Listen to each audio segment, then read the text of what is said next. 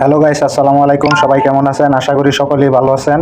আমি তেমন বেশি ভালো না, মন মেজাজ অত্যন্ত খারাপ আছে। হ্যাঁ, কি জন্য খারাপ আছে বলতেছি শুনেন। এই যে দেখেন, আমি সৌদি আরব থেকে সাগু কিনে আনছি, সৌদি হাইপার মার্কেট থেকে সাগু কিনে আনছি। শখের জিনিস, 80 টাকা।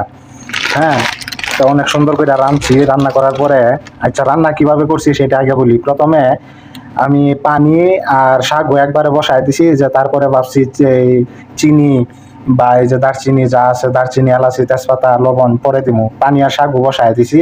বসায় দিতে দিতে পানি মানে জাল হইতে হইতে, উতাল উঠতে উঠতে মানে সাগু মিলায় গেছে পানির সাথে। তারপরে ওইটা তো দিয়া দিছিলাম, সবকিছু দিছিলাম, চিনি, তেজপাতা, দারচিনি সবকিছু দিছিলাম, কিন্তু কাম হয় নাই। তারপরে ওইটা ফালাই দিছি, ভাবলাম হয়তো ভুল আমারই হয়েছে, পানি আর সাগু একসাথে বসায় দেওয়ার কারণে হয়তো এরকম হয়েছে।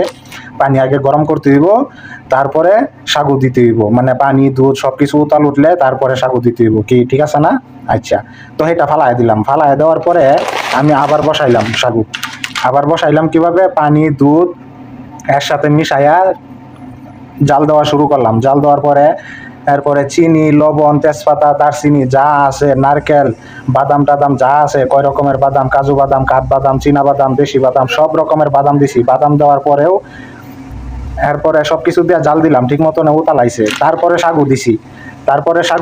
আস্তে আস্তে জাল দিলে এখন হয়তো সাগু হয়ে যাইব। এই যে দেখেন, এখানে লেখা আছে। প্রথমে আমার সন্দেহ হয়েছিল এটা সাগু কিনা, তারপরে দেখি না, ডেটও আছে 26 সাল পর্যন্ত, 26 তারিখ 9 মাস 20 তারিখ, ঠিক আছে।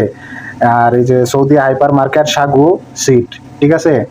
তো আনার পরে এখন তো বানাইলাম, এই সবকিছু দিয়ে বানানোর পরেও আমি ভাবছি সাগু দিছি, এখন ভাবছি ভালো হইব। তা দেওয়ার পরে আস্তে আস্তে দেখি আবারই প্রথম এই দিয়ে একই দশা হয়েছে, মানে সাগু নাই। সাগু কই গেছে জানি না।